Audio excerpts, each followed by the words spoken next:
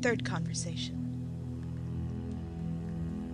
He told me that the foundation of the spiritual life in him had been a high notion and esteem of God in faith, which when he had once well conceived, he had no other care at first, but faithfully to reject every other thought, that he might perform all his actions for the love of God.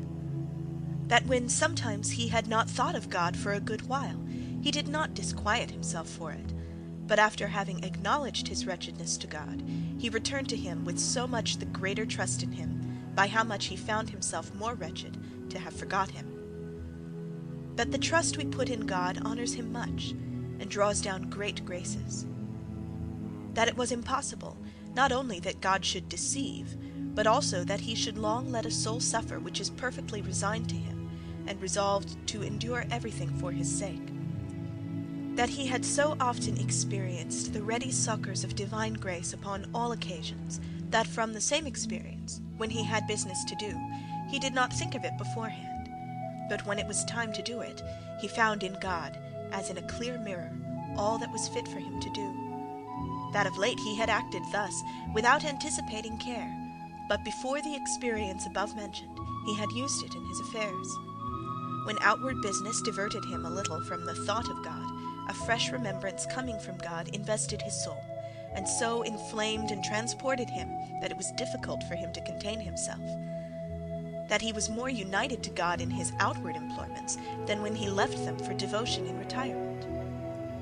That he expected hereafter some great pain of body or mind, and that the worst that could happen to him was to lose that sense of God which he had enjoyed so long, but that the goodness of God assured him he would not forsake him utterly, and that he would give him strength to bear whatever evil he permitted to happen to him, and therefore he feared nothing, and had no occasion to consult with anybody about his state. That when he had attempted to do it, he had always come away more perplexed, and that as he was conscious of his readiness to lay down his life for the love of God, he had no apprehension of danger. That perfect resignation to God was a sure way to heaven, a way in which we always had sufficient light for our conduct. That in the beginning of the spiritual life, we ought to be faithful in doing our duty and denying ourselves, but after that, unspeakable pleasures followed.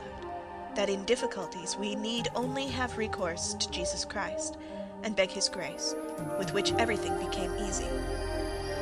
That many do not advance in the Christian progress because they stick in penances and particular exercises, while they neglect the love of God, which is the end. That this appeared plainly by their works, and was the reason why we see so little solid virtue. That there needed neither art nor science for going to God, but only a heart resolutely determined to apply itself to nothing but him, or for his sake, and to love him only.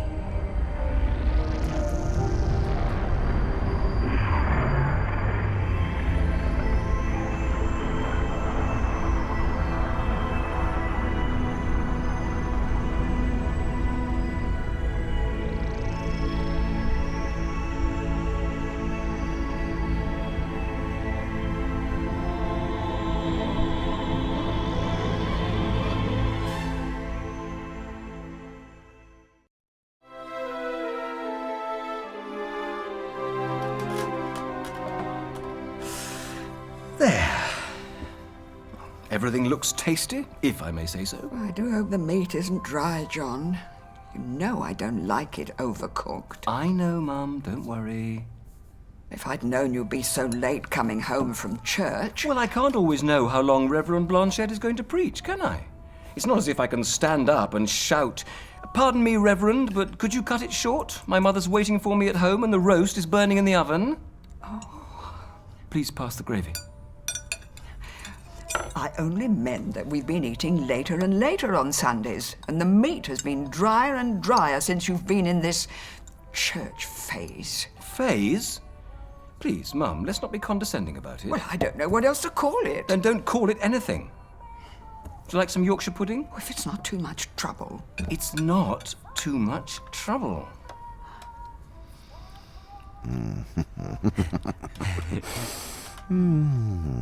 Yes. I thought you'd be pleased. I am. But you must press home your advantage.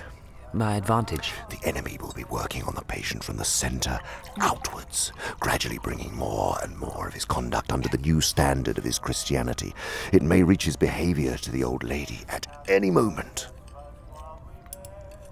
Look, Mum, I'm sorry. I didn't mean to snap. It's all right, dear.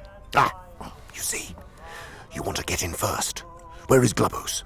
She's hiding the carcass of a dead mouse behind the wall. She heard you were coming. Well, you do sort of make her nervous. Rightfully so. She was never the best of students. In any event, keep in close touch with her, since she is in charge of the mother. Build up between your patient and the mother a good settled habit of mutual annoyance. Daily pinpricks? Pinpricks? Yes, there are several useful methods to employ. Make note. Right. Yes, okay, ready? First, you must keep his mind on the inner life. He thinks his conversion is something inside him, and his attention is therefore chiefly turned at present to the states of his own mind. Encourage this. Keep his mind off the basic humdrum everyday duties of life by misdirecting it to what he imagines are the most advanced and spiritual ones. For example, you must bring him to a condition where he can practice self-examination for an hour without discovering any of those facts about himself which are perfectly clear to anyone who has ever spent any time with him. Self-examination. Right, got it? Good. Second, it is no doubt impossible to prevent his praying for his mother, but we have means of rendering the prayers innocuous. Make sure that they are always very spiritual, that he is always concerned with the state of her soul and never with her rheumatism. Two advantages will follow. In the first place, his attention will be kept on what he regards as her sins, by which, with a little guidance from you, he can be induced to mean any of her actions which are inconvenient or irritating to himself. Thus, you can keep rubbing the wounds of the day a little sorer, even while he is on his knees. The operation is not at all difficult. Yeah, and I do find it rather entertaining. It is, believe me. In the second place, since his ideas about her soul will be very crude and often erroneous, he will, in some degree, be praying for an imaginary person. It will be your task to make that imaginary person daily less and less like the real mother, the sharp-tongued old lady at the table. In time, you may get the rift so wide that no thought or feeling from his prayers for the imagined mother will ever flow over into his treatment of the real one. Brilliant. I know. Now, when two humans have lived together for many years, it usually happens that each has tones of voice and expressions of face which are most unendurably irritating to the other. Work on that. Bring fully into the consciousness of your patient that particular lift of the old mother's eyebrows which he learned to dislike as a child, and let him think how much he dislikes it. Let him assume that she also knows how annoying it is and does it to annoy her. I know the kind of thing. You leave it to me. And of course, never let him suspect that he has tones and looks which similarly annoy her, as he cannot see or hear himself. This is very easily managed. Very easily managed. Third, in civilized life, domestic hatred usually expresses itself by saying things which would appear quite harmless on paper. The words, in and of themselves, are not offensive, but... Take those words, the same words, and apply a particular tone of voice at a particular moment, and they are not far short of a blow in the face, delivered with the utmost innocence. Your patient then is able to take offense at something his mother says, while she does the same on the other end. It is a remarkable double standard which you and Glubose must maintain. Maintained in what way? Well, your patient must demand that all his own utterances are to be taken at their face value and judged simply on the actual words, while at the same time judging all his mother's utterances with the fullest and most oversensitive interpretation of that tone and the context and the suspected intention. Right. She must be encouraged to do the same to him. Hence, from every quarrel, they can both go away convinced, or very nearly convinced, that they are quite innocent. Yes, I know the sort of thing you mean. He thinks I simply ask her what time dinner will be and she flies into a temper. Precisely. Yes. Once this habit is very well established, you will have the delightful situation of a human saying things with the express purpose of offending, and yet having a grievance when offence is taken. Delightful. Finally, tell me something about the old lady's religious position. Is she at all jealous of the new factor in her son's life? At all piqued that he should have learned from others, and so late, what she considers she gave him such good opportunity of learning in childhood?